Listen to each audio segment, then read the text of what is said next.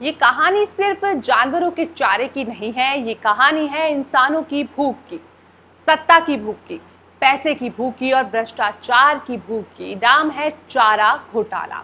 भारत का वो सबसे बड़ा राजनीतिक घोटाला जिसने न सिर्फ बिहार को हिला दिया बल्कि इंसानियत को भी शर्मसार कर दिया। साल था 1990 से 1996 तक का। बिहार के पशुपालन विभाग में गायों, भैंसों और बकरियों के चारों, दवाइयों और उपकरण के नाम पर करोड़ों रुपए के फर्जी बिल बनाए गए। बिल तो बने लेकिन वहां जानवर नहीं थे। सप्लाई दिखाई गई पर गोदाम खाली थे। नाम था पर असली नहीं। कुछ जानवर के नाम थे राजेश, मधुबाला, हिटलर। कुल मिलाकर 950 करोड़ रुपए का घोटाला हुआ और ये सब हुआ सरकारी अफसरों और नेताओं की मिली भगत से। साल 1996 में एक ईमानदार आईएएस ऑफिसर अमित खेर ने चाईबासा ट्रेजरी में छापा मारा। उन्होंने देखा कि करोड़ों की निकासी हो रही है जबकि जमीन पर कुछ नहीं है। यहीं से शुरू हुई भारत के सबसे लंबे घोटाले की जांच। मामला पहुंचा कैग, फिर सीबीआई के पास और धीरे धीरे उधड़ने लगी इस फर्जीवाड़े की परतें। सोचिए, जब शासन खुद ही चोरी करने लगे तब कानून की दीवार कितनी पतली होती है। इस केस में 192 लोगों पर केस दर्ज हुआ। इनमें शामिल थे उस समय के चीफ मिनिस्टर लालू प्रसाद यादव, पूर्व मुख्यमंत्री जगन्नाथ मिश्र, विधायक जगदीश शर्मा, आर के राणा। इसमें और भी कई छोटे बड़े नाम शामिल थे। इसमें कुछ आईएएस अधिकारियों के भी नाम शामिल थे।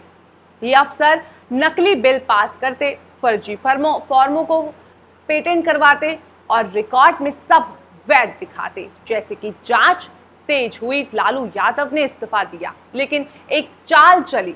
अपनी पत्नी राबड़ी देवी को मुख्यमंत्री बना दिया, जो उस वक्त तक राजनीति में नहीं थी। ये देश की राजनीति पर परिवारवाद के बचाव तंत्र का पहला बड़ा उदाहरण बना। विपक्ष ने कहा यह सत्ता की ढाल है, लेकिन लालू बोले हम पर साजिश हो रही है। अब जानिए ये सब परतें खुलने के बाद अदालत का फैसला और सजा क्या हुई। सीबीआई कोर्ट में मुकदमा चला और ये ट्रायल चला 27 साल तक का। कुल 89 लोग दोषी करार दिए गए, 35 बरी हुए। लालू प्रसाद यादव को 4 अलग अलग मामलों में दोषी पाया गया। 2013 5 साल जेल, 25 लाख जुर्माना। 2017 2022 अलग अलग केसों में 7 से ज्यादा सजा उनकी पार्टियों के कई विधायक और मंत्रियों को हुई। जेल के 62 आरोपी ट्रायल के दौरान ही मर गए। ये घोटाला इतना बड़ा था कि एक पीढ़ी बीत गई लेकिन केस खत्म नहीं हुआ। ये सिर्फ पैसे की चोरी नहीं थी, ये कोई भरोसे की हत्या थी। जिस पैसे से गायों को चारा मिलना था उससे नेताओं ने महलों की नींव डाली। जिस पैसे से किसानों को सहारा मिलना था उस पैसे से सत्ता की कुर्सी सजाई गई। और सबसे दर्दनाक बात ये सब आम जनता के पैसे से हुआ, हमारे टैक्स से, हमारी मेहनत के खून पसीने से। चारा घोटाला सिर्फ एक केस नहीं, ये एक चेतावनी है।